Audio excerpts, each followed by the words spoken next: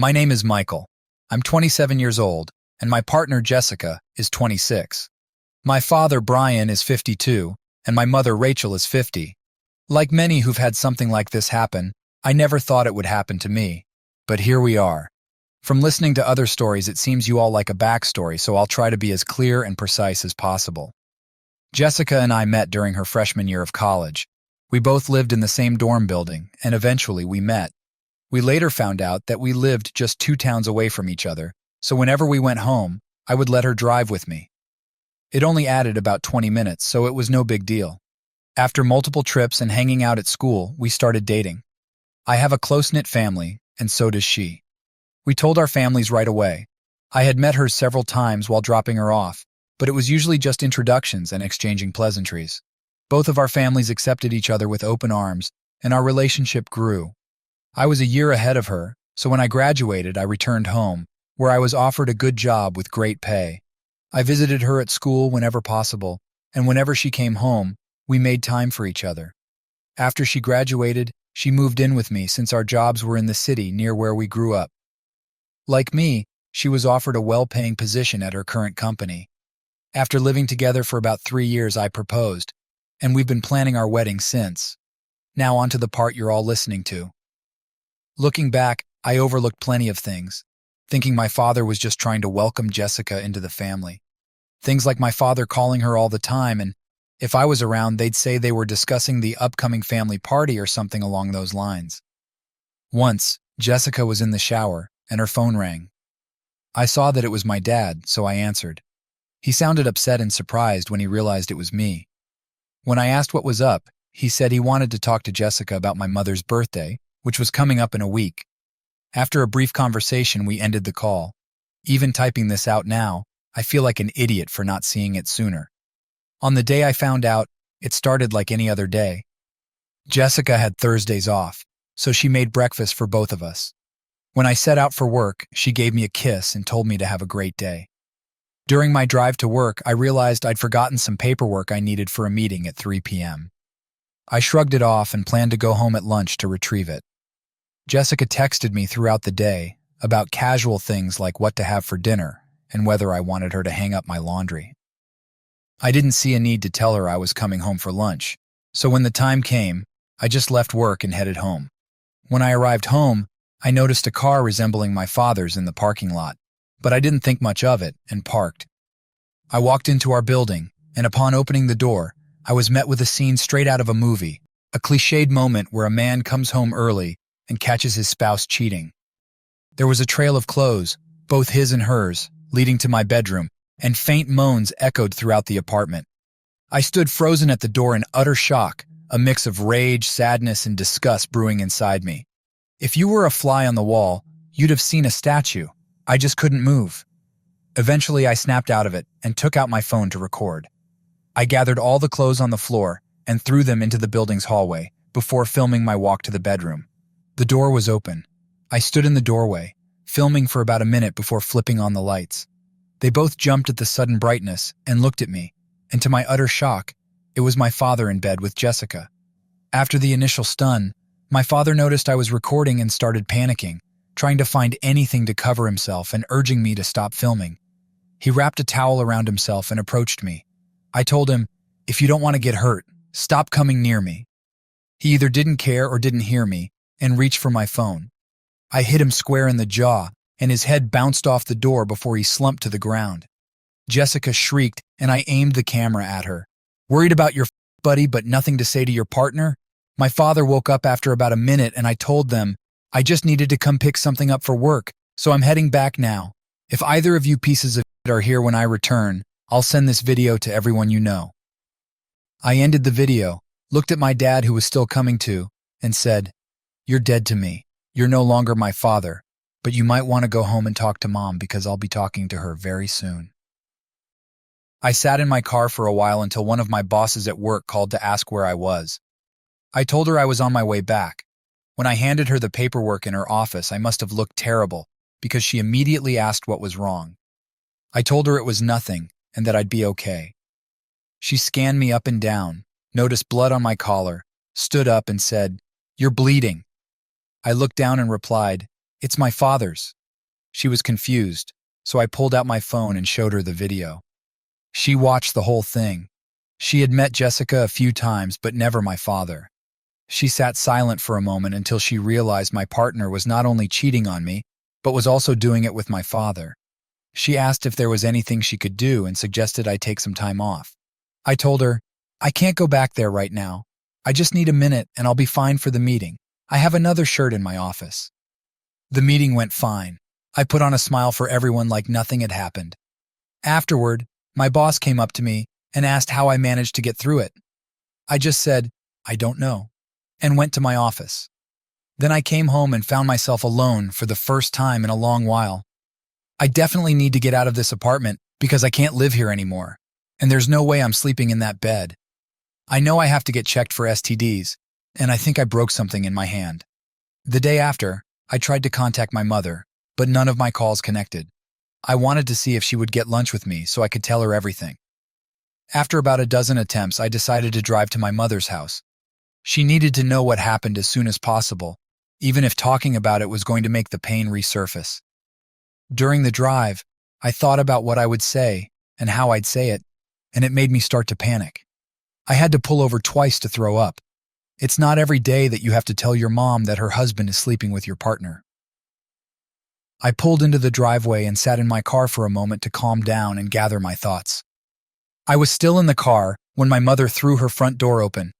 I stepped out, and she began cursing at me, saying, "How dare you come to my house after hitting your father when he tried to break up a fight between you and Jessica?" She called me every name in the book and labeled me an abuser, telling me to leave because Jessica wasn't ready to forgive me yet. If she were smart, she never would. Apparently, my father took Jessica to my family's home and told my mom that Jessica and I had argued, and he intervened to stop the fight, but I hit him. She kept going until I snapped and said, "Really, Mom? Your husband is f***ing my partner. That's why I hit him. If you don't believe me, I'll send you a video, but don't expect to see me again because you just treated me like trash.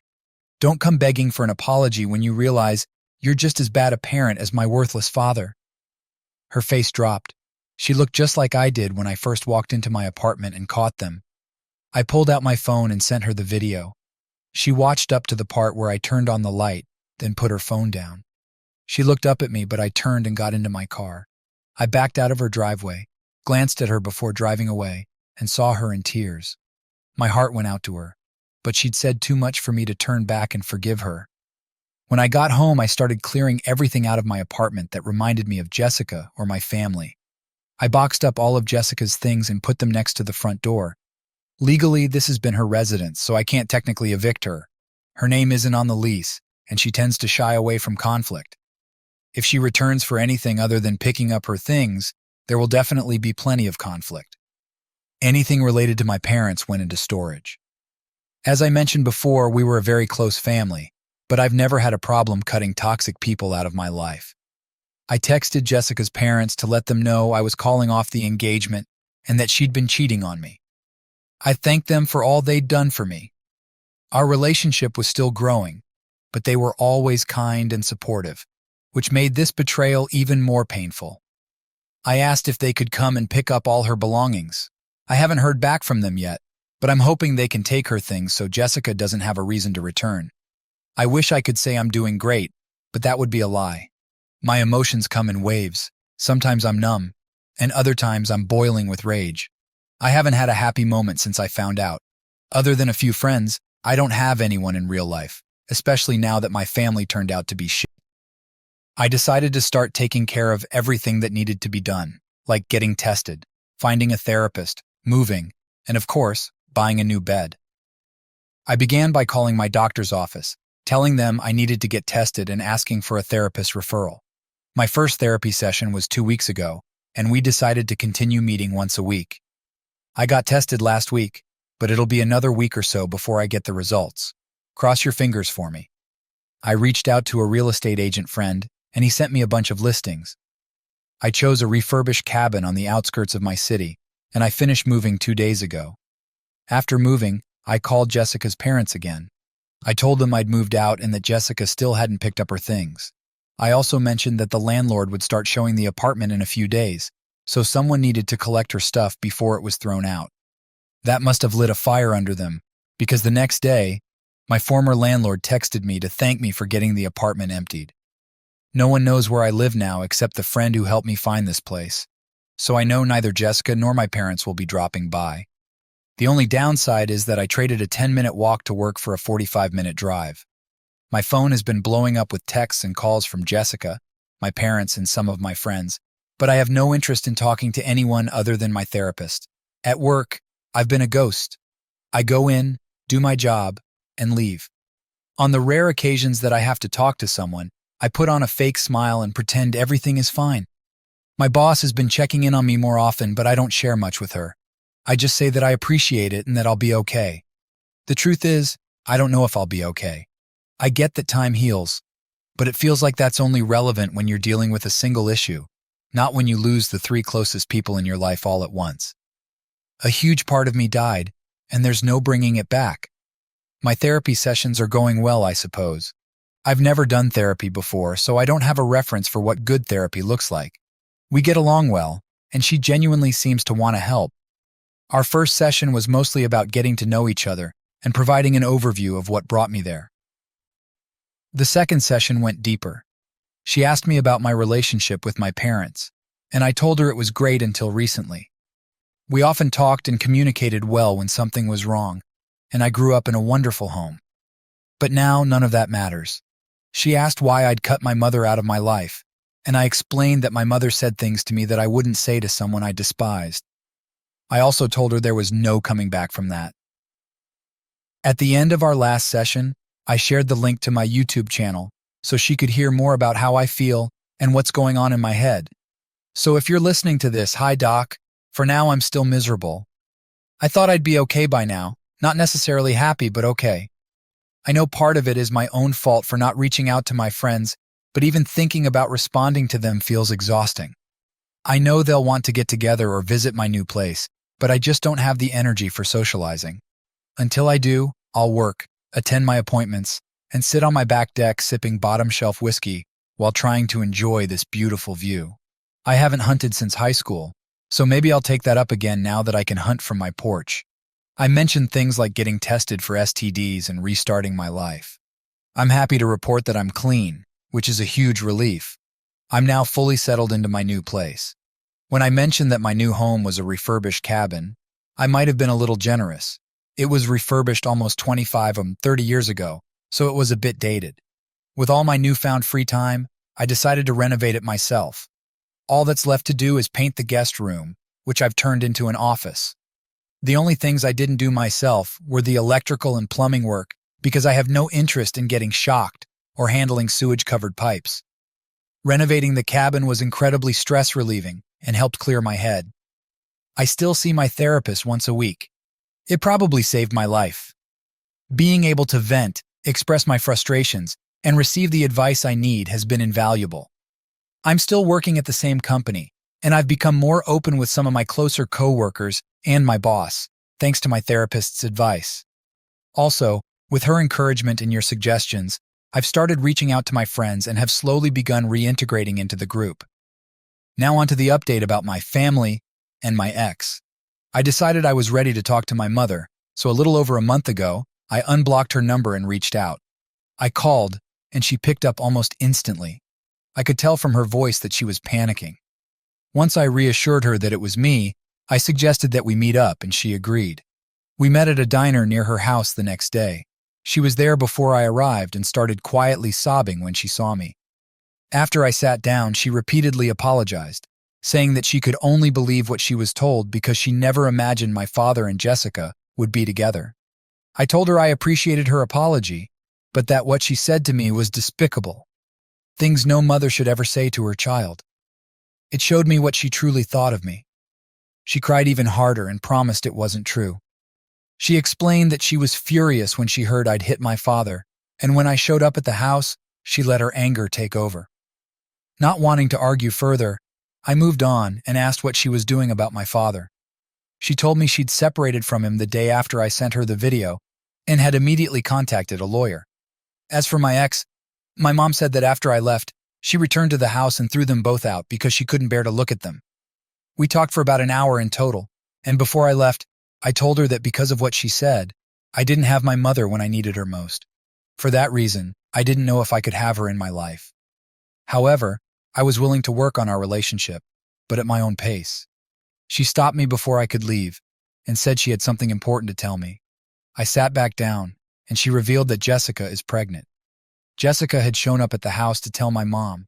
She wasn't sure whether the baby was mine or my father's, and asked my mom if I'd been in touch so she could let me know. My mom hadn't heard from me, so she just sent Jessica away. After hearing the bombshell from my mother, I was stunned into silence. Jessica was pregnant. I couldn't bear to imagine what I would do if the baby is mine. I left the diner without another word, unable to process what I'd just heard. My mother called after me, but I couldn't bring myself to face her. Instead, I got into my car and drove aimlessly, eventually finding my way back to the cabin, my temporary refuge. The following days passed in a haze of confusion and anxiety. I couldn't bring myself to answer my phone or check my messages, not wanting to face the deluge of emotions waiting for me. My therapist urged me to confront my feelings head-on, but the most I could manage was writing about them in my journal. I stayed disconnected from my closest friends, not sharing the pregnancy news with anyone. The burden of shame weighed heavily on my shoulders, leaving me hollow. I moved through my days on autopilot, going to work, doing the bare minimum, and leaving without speaking to anyone. My boss tried to check in on me, but I waved her off, giving her a weak, "I'm fine," before walking away. A week later, my mother left me a voicemail. Her voice was filled with desperation, urging me to speak with Jessica to learn the truth about the pregnancy. My therapist suggested reaching out to Jessica's parents, who could help facilitate a conversation without emotions boiling over. Hesitantly, I messaged them, explaining my concerns and asking for their help in setting up a meeting with Jessica. They responded quickly, offering their support. When I finally met with Jessica, she looked gaunt and distraught, her eyes swollen and bloodshot from crying. She could barely look me in the eye. "I'm so sorry, Michael," she muttered. "I know I've done the worst thing possible, but I don't know whose baby this is." Her words cut deeply, but I remained calm. "Jessica, I don't want to fight you. I just need the truth," I said. She nodded, and her parents arranged for a paternity test as soon as possible. In the following days, my thoughts raced with fear and uncertainty. The idea that the child could be mine filled me with dread, but the alternative was equally disturbing. I worried about what kind of life the child would have if my father were the father. The results finally came back, confirming my worst fears. The child wasn't mine, but my father's. Jessica broke down, crying uncontrollably as the realization of her betrayal sank in. I left without another word, refusing to maintain contact with her. Although rebuilding my life from this devastation seemed overwhelming, my therapist guided me through the storm. My mother was heartbroken but moved ahead with the divorce. She didn't want anything to do with Jessica or the child, and she cut my father out of her life entirely. He tried to convince her otherwise, but she remained resolute. Jessica became estranged from both families, left to raise the child on her own. Meanwhile, I focused on finding solace and rebuilding my life. The cabin became my sanctuary as I started to make it feel like home again. Slowly, I began reaching out to friends and speaking with my therapist about my fears and grief, coming to terms with this upheaval. I knew I'd never be able to undo the betrayal, but I also knew that I had to move forward. I couldn't change what had happened, but I could choose how I responded. Though the scars would remain, I was determined to find peace and embrace the new beginnings awaiting me. I have a lot on my mind, and I'm not sure what to do or feel. I just wanted to share what happened and hopefully get advice. To those who think it's fake, I wish I was this creative. I'd write books instead of working a 9-to-5 job. Thank you for listening, and sorry for rambling on and on.